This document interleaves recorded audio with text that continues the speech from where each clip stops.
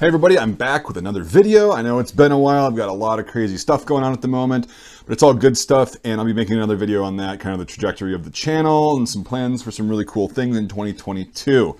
But to focus on this video, I'll just kind of give you a little bit of background as to why I'm kind of remaking and touching on this subject again.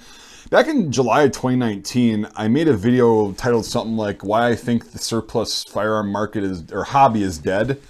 And I made a lot of accurate predictions in there that I really didn't want them to come true for a lot longer, but the following year we had some issues with that. And I happened to be correct on a lot of this stuff, not bragging or doing the, oh, I told you guys. Those are just my opinions on why I thought the market was dead and why it didn't have a good future. And most of that stuff in that video came true. Now, that's been a pretty popular video over the past couple years, and a lot of people have been interacting on that on that video in the comments, and even recently they've been a lot of people. And so, you know, in the past couple weeks, there's been a few people that have asked, hey, can you remake this for the situation in 2022? And I thought that was a good idea, even though I've touched on this in a few other videos, blah, blah, blah, blah, blah. It never hurts to kind of go over this again for people that might be new to my channel or newer to the hobby, and they just decided they wanted to start collecting surplus firearms. So I'm going to give you a little bit of a brief history of my experience and observations with firearms over the past 20 years of collecting them, and where I think the hobby is right now, and advice for current and future surplus hobbyists or collectors, or aspiring collectors. We'll put it that way, and I'll explain why I say that. So I started collecting surplus firearms, like I said, about 20 years ago. I was about 11 or 12 years old, and my dad bought, I worked for money, and my dad bought a Japanese Type 99 Arisaka from my great uncle. And that was my first surplus firearm. Of course, couldn't find ammo for it, and therefore never fired it until I was older.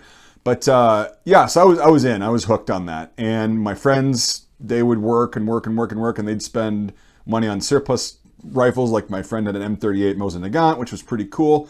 And I worked up and I worked, but I was usually paying for my truck. See, he didn't have an expensive vehicle. I had an expensive vehicle for a high schooler with hefty insurance on it. So that's where most of my money went, and then screwing around with friends, going to see movies, going to get, you know, energy drinks, stuff like that. And so I didn't really put that much into surplus firearms. I did get my Canadian Long Branch No. 4 Mark I Star at about 14 or 15. Maybe I was a little bit older. But anyway, so that was a cool acquisition. But I only had 2 surplus firearms until I got into the military. And then when I was at the end of my deployment in 2009, at the end of 2009, I actually ordered my first military surplus rifle that I could buy legally. My parents didn't have to buy it for me, and, you know, or buy it and then let me use it, rather, not for me. It wasn't a straw purchase. But anyway, this is the first one that I ever got. It's a 1925 Ishevsk X Dragoon. And it is a nice refurb. I got this from AIM Surplus while I was still over there, along with my Wasser 1063. And this was $70 plus shipping, and I thought that was a pretty good deal. I thought that was pretty cheap. And the round receivers were $60 plus shipping, but I wanted a hex receiver because I was doing a little bit of research and just starting to wet my feet on the history of this rifle. So I ended up getting home and got it from my FFL, who was a friend of mine, and went out and shot it, got a bunch of ammo for it, shipped to the house, and went out and shot it and fell in love with it, and then ended up, it was just downhill from there. Now, these are $70 in 2010 when we got back, right? And they were $70 until 2012, all day long. And my friends and I would buy these left and right, and we'd look up all the markings and stuff, and then we'd try to flip them or trade them to gun stores for other surplus guns that we wanted. And we'd try to flip them, you know, we'd say, oh, these markings, this, that, and somebody on gun boards or a forum site would be like, oh, hey, I've been looking for one of those. Would you be willing to do trade for something or cash? And then that's how we traded up a lot. And it was really cool to grow the collection pretty rapidly with things like K31s, Mauser rifles, K98s, and stuff like that. It was a lot of fun. I got in at the very tail end of the heyday of surplus firearms. And I'm talking very tail end, because 2012 was, I think, the last year that surplus was actually really good. So with that being said, I'll just give you a little bit of brief explanation of what happened in 2012 and why I always refer to that year as kind of the, well, we're starting to lose this as a hobby, and it's becoming more of a collector's thing, just kind of like classic cars did 20, 30 years ago. So what happened in 2012 was, after the Sandy Hook school shooting in December of 2012, the government started, you know, oh, we're going to ban guns, got to ban assault clips, magazines, banana clips, blah, blah, blah. The typical horse shit that people think always comes from one political party, but it definitely comes from both. One of them is just louder about it. Because at the same time all this stuff's going on, And this has been happening for decades now. But at the same time, in the 2010s, a lot of stuff went down with import restrictions on surplus firearms. Now, this is partly due to lobbyists and the American gun manufacturers saying, hey, we can't afford to keep up. We want people to buy our guns, not these foreign guns that are cheaper and everybody can afford. We want them to pay $500 for a Remington 700 versus a $70 Mosin Nagant rifle. So that was kind of one factor. Another factor is political pressure. Another factor is just politicians don't, in general, like their populace to be armed if they're doing greasy shit. Kind of a common theme throughout history. And they don't really think that people need guns, even though whatever. So it doesn't matter what political party. I hate to break it to you if you're on either side and you think that it's one party or the other and one's fine. Both parties have been slowly chipping away at imports like this and ammunition types and whatever. If you want to know more about that, go watch Matt at Fudbusters. That's a great channel. I love his stuff. I love his work. He's a very knowledgeable individual, and his presentation style is extremely succinct and clear. And I think he made an entire video. I forgot what it's called. Matt, if you're watching, or somebody else, post a link in the comments section of the video where he talks about what happened with the Gun Control Act of '68, and then how these import restrictions have been going on since about that time, really harshly. So anyway, but yeah, that'll go more in depth. That's an entirely different rabbit hole that sucks. But just rest assured, politicians in general have been working away. And in the 2010s, a lot of stuff from Eastern Europe, is drying up because, again, there's a finite amount of these ever made. And we were getting a lot of these from Ukraine, and with the import restrictions and the war that broke out several years ago, those two combined, the supply of 9130s is not really anywhere near what it used to be. I think it's dried up now. I don't think there's anything coming down the pipeline, but hopefully I'm wrong. But they're not going to be at the same price. Let's just put it that way. Trust me, there's a madness to the method of me explaining this to you if you're new to this whole subject. So just bear with me. I know it's rambly long form, and some of you might like that, and some of you don't, which is fine. But hey, there's a lot of information to get out here, and I'm trying to keep it as short as possible and as succinct as possible, even though it's very difficult. Anyway, back on track. So yeah, when these things hit 150 a piece, when the 9130s hit 150, that's the standard refurbs, I was pretty much out. The last time I bought 9130s before last year, because I bought a few last year, was $120 from AIM Surplus. I got a couple of them, and that was it. And I'm like, well, I've got all I need for life.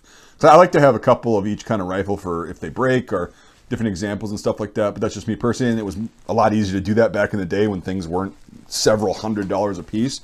So, you know, what I think is also at this time, what I think happened was it was a perfect storm in the 2010s. You've got import restrictions. Government doesn't like people to have guns. It's just a well-known fact.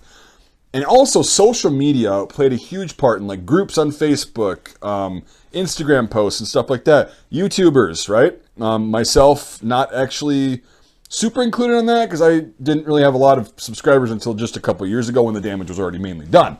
There's a lot of big gun channels though that love surplus stuff, and they made this stuff really popular, so that increases the demand while the supply is decreasing. So what does that do to prices?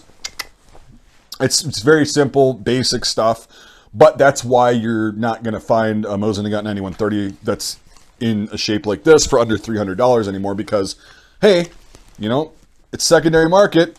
If you really want it, you're going to pay for it, and that's just the way it works, which sucks because I wish more people could be into the hobby. But it's like, it is what it is. And I'm not going to be able to change it single-handedly. I've been trying for years to tell people to just, you know, look for better deals, wait for the deal. But there's the fear of missing out, you know, because people are like, hey, you got to get these now. They're drying up. And I do the same thing because I'm trying to tell people, hey, like Flecktarn, you know, not gun-related. Flecktarn is drying up because they stopped surplusing it 4 years ago now. And you're seeing that it is drying up indeed. So there's also like, okay, so social media and YouTube influencers, a lot of big YouTube gun channels, specifically that deal with surplus, are what they're fairly responsible. And then also video games and video game channels and stuff like that are responsible fairly directly for the massive spike in demand in the 2010s. And I mean, hey, if you want to hedge your bets, if you've got a huge collection and you want your investment to go way up really quickly, you know, I can't say I'd do the same thing, but I mean, to each their own, it just is what it is. So that's another factor of why it pretty much became toast, I think, in 2017, which is when I slowed down buying surplus, and I noticed that people were buying surplus more for like an asset, like an investment, and not necessarily all for the historical factor, but they're like, hey, if I buy this in 3 years, I can flip it for twice what I paid for it, which is a good return. Yeah, okay, well, it also destroys the fun hobby of being able to have a couple of these and go out with friends and shoot all day and not have it break the bank, and, you know, be able to hunt for really cheap, be able to have something to talk about, and it doesn't cost that much money, and it's really cool. Now it's turned into a collector's market. So I think the hobby itself died. The absolute nail in the coffin was 2020. That was it. That was done. Because I could still get deals on certain surplus firearms that people like Turkish Mausers, right?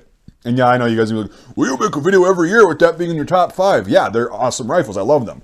And there's so many different variants of those. Those in themselves are really cool, but nobody really cared about them a few years ago. But now I'm noticing even at auctions, not Gunbroker, because Gunbroker is, again, you're going to be paying a premium for everything. Because it's like the most widely known auction site. No, if you go into auction sites that are extremely promoted by other YouTube gun channels, I won't name any names, but their stuff is just insanely expensive to buy.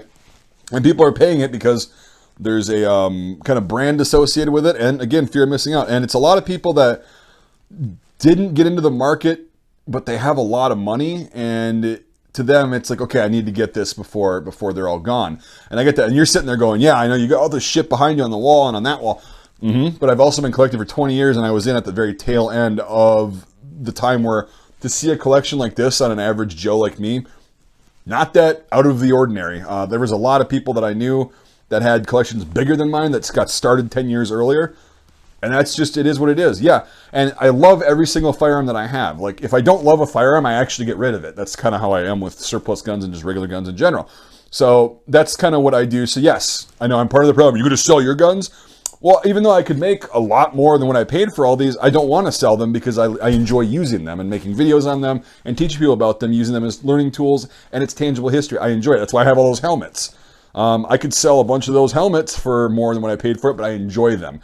And it irritates me that other people can't enjoy the hobby the way I got to for a little bit, for a couple of years, and my friends got to.